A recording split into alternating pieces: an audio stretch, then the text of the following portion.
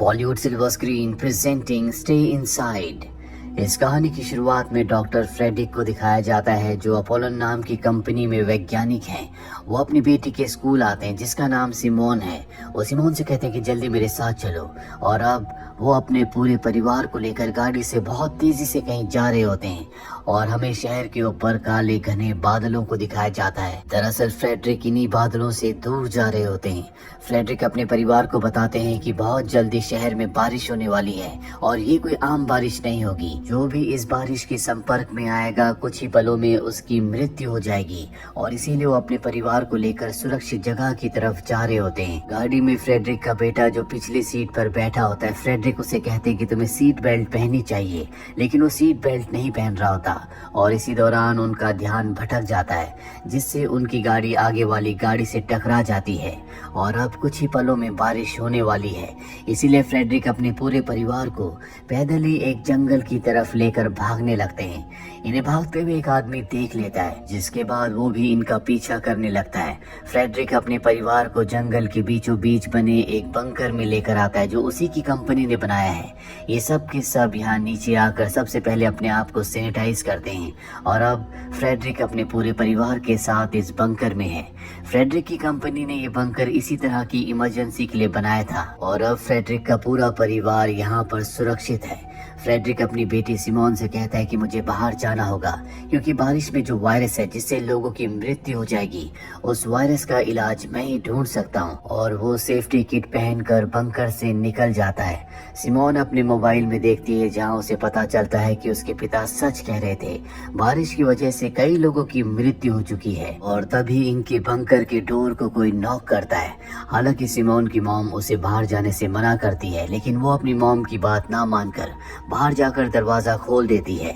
बाहर वही आदमी होता है जिन्होंने इनके पूरे परिवार को जंगल की तरफ भागते हुए देखा था। वो आदमी बारिश की बूंदें गिरने से तड़प रहा होता है और तभी वो सिमोन के छोटे भाई को पकड़ लेता है। पर अब सिमोन की मॉम भी वहां पर आ जाती है जो अपने बच्चों को बचाने के लिए उस आदमी को पकड़कर बाहर की तरफ कूद जाती है और सिमोन से कहती है कि दरवाजा बंद कर दो। सिमोन को ना चाहते हुए भी दरवाजे को बंद करना पड़ता है और बाहर सिमोन की मॉम की मृत्यु हो जाती है।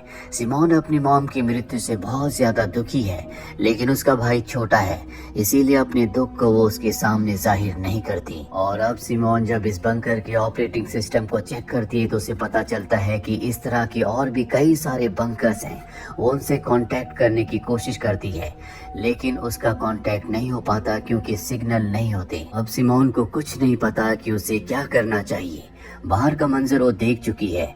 उसके पास अपने पिता का इंतजार करने के अलावा कोई भी रास्ता नहीं है। धीरे धीरे दिन बीतने लगते हैं जो महीनों में बदल जाते हैं और महीनों साल में। 6 साल बीतने के बाद आज भी उसके पिता वापस नहीं आए। उसका भाई जो बहुत छोटा था वो बड़ा हो चुका है। वो इस बंकर में नहीं रहना चाहता, वो बाहर जाना चाहता है। इसीलिए उसकी फ्रस्ट्रेशन दिन ब दिन बढ़ती जा रही होती है। पर सिमोन उसे समझाती है कि हमारे पिता वापस जरूर आएंगे। और एक रात को जब उसका भाई सो रहा होता है वो फैसला करती है कि वो सेफ्टी सूट पहनकर बाहर जाएगी। और अब रात को वो अपना सेफ्टी सूट पहनकर बाहर निकलती है जहाँ पर वो उस जगह को देखती है जहाँ उसकी मॉम की मृत्यु हुई थी। उस हादसे का दर्द आज भी उसके मन में, उसके दिल में होता है, लेकिन उसे किसी भी तरह से ऐसी जगह को ढूंढना होगा जहाँ पर इंसान रहते हैं। जब वो आगे बढ़ती है तो उसे बहुत सारे निशान मिलते हैं जहाँ पर एरो के निशान के साथ लिखा होता है कि 2500 मीटर आगे क्वारंटीन जोन है। और वो लगातार आगे बढ़ने लगती है। सड़कों पर चारों तरफ उसे तबाही के अलावा कुछ भी नहीं दिखता और जल्दी वो उस जगह तक भी पहुंच जाती है जिस जगह पर पहुंचने के लिए एरो के निशान थे। वहां पर भी सिर्फ बॉडीज होती है। वो समझ जाती है कि पूरी दुनिया में अब कोई भी नहीं बचा।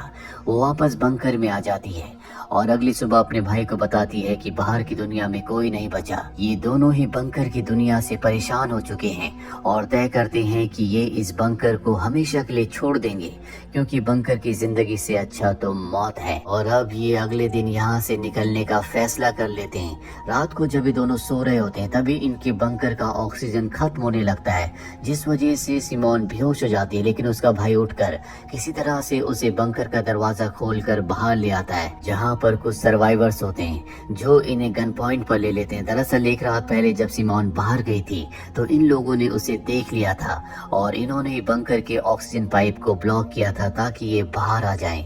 और अब सिमोन अपने भाई के साथ इन सर्वाइवर्स के सामने है। सर्वाइवर्स का जो लीडर होता है जिसका नाम मार्टिन है, वो सिमोन से कहता है कि मैं यहाँ पर खाने की तलाश में आया हूँ। और अब सबके सब बंकर के अंदर जाते हैं, लेकिन अंदर जाने का कोई फायदा नहीं होता क्योंकि सिमोन और उसके भाई ने सारा का सारा खाना खा लिया होता है। इनके पास सब खाना नहीं बचा क्योंकि पिछले 6 सालों के जितने भी यहाँ पर फूड स्टोरेज थी वो अब खत्म हो चुकी है। इस बात से मार्टिन को गुस्सा आता है और वो तय करता है कि वो इन दोनों को इस बंकर में लॉक करके यहाँ से चला जाएगा, जिसका मतलब ये है कि सिमोन को अपने भाई के साथ हमेशा के लिए इसी बंकर में रहना होगा। पर इससे पहले कि मार्टिन यहाँ से निकलता, सिमोन उससे कहती है कि मैं इस तरह के और भी बंकर्स को जानती हूँ जहाँ पर मैं तुम्हें लेकर जा सकती हूँ।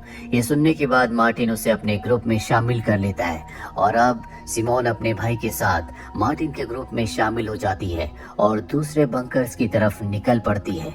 सिमोन को पता चलता है कि दुनिया की 90% आबादी अब मारी जा चुकी है और जो 10% लोग बचे हुए हैं वो भूख से स्ट्रगल कर रहे हैं। खाना इस दुनिया में सब कुछ है, खाने के लिए किसी को मार देना बहुत ही नॉर्मल बात है। अब इस दुनिया में कोई भी ऐसी सरकार नहीं है जो किसी को कंट्रोल करती है। और यहाँ मार्टिन के ग्रुप में जितने भी लोग हैं ये किसी तरह से अलग अलग बारिश से बच गए थे।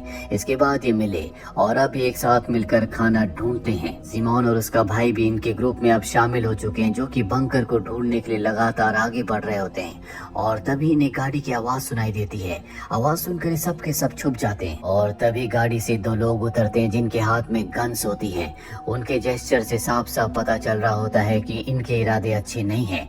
दरअसल ये इंसानों को, सर्वाइवर्स को पकड़कर अपने साथ ले जाते हैं और अब वो इन सब की तरफ बढ़ना शुरू कर देते हैं। तभी वो एक लड़की को भागते हुए देखते हैं जिस वजह से उनका ध्यान डाइवर्ट हो जाता है। वो उस लड़की का पीछा करने लगते हैं और इस मौके का फायदा उठाकर मार्टिन, सिमोन और सब के सब यहाँ से निकल जाते हैं।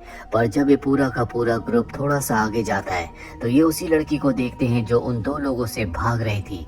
उसका पैर कीचड़ में फंसा होता है, जिसका मतलब ये है कि अब वो भी वायरस के संपर्क में आ चुकी है। इसीलिए मार्टिन उसे मार देता है और अब इस सब के सब आगे बढ़ते हैं और रात गुजारने के लिए घर में स्टे करने का फैसला करते हैं। यहाँ सिमोन के भाई को पहनने के लिए जूते भी दिए जाते हैं ताकि उसे चलने में कोई प्रॉब्लम ना हो।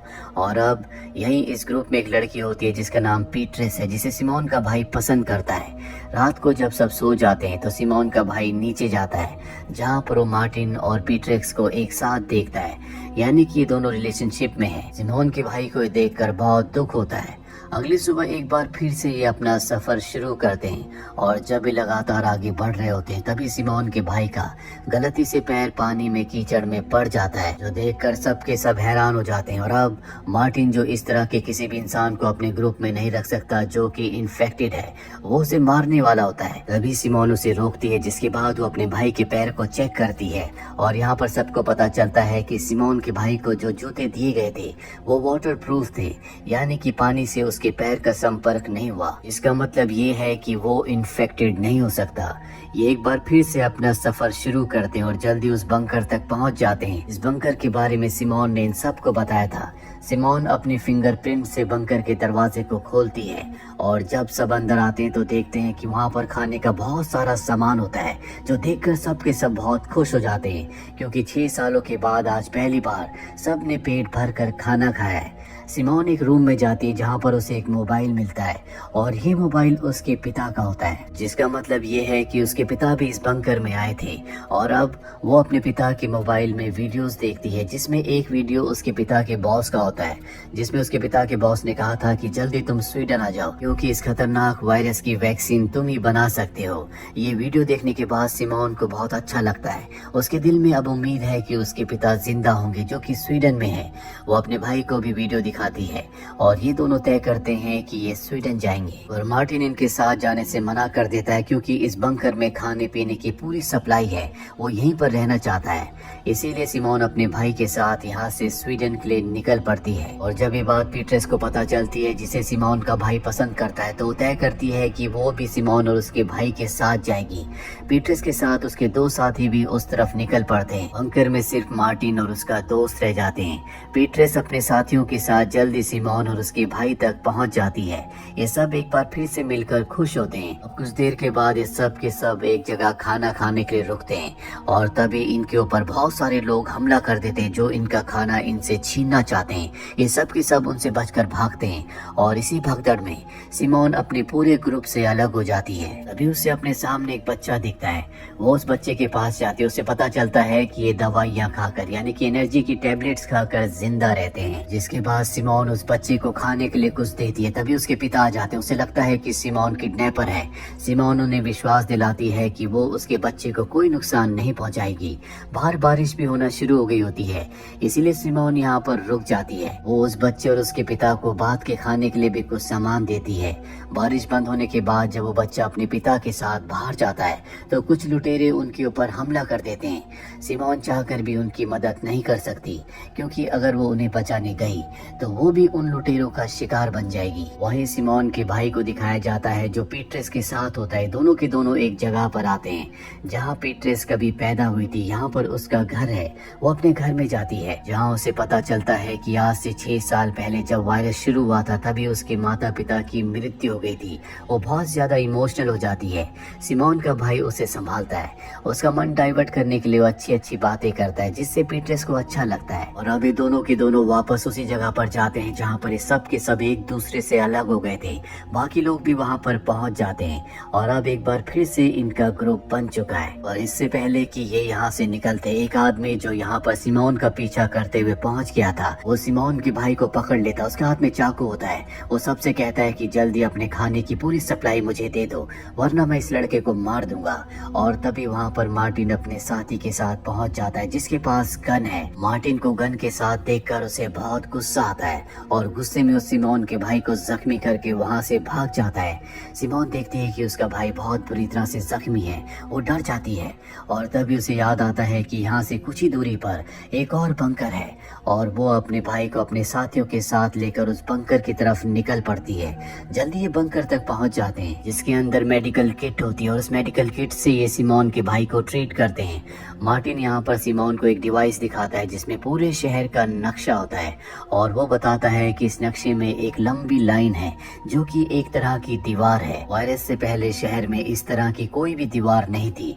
हो सकता है कि ये दीवार इसलिए बनाई गई हो ताकि जो भी लोग इन्फेक्टेड नहीं है वो उस दीवार की दूसरी तरफ पूरी तरह से सुरक्षित रह सकें। अगर हम वहाँ जाएंगे तो हो सकता है कि हम भी अपने आप को सुरक्षित कर सकें।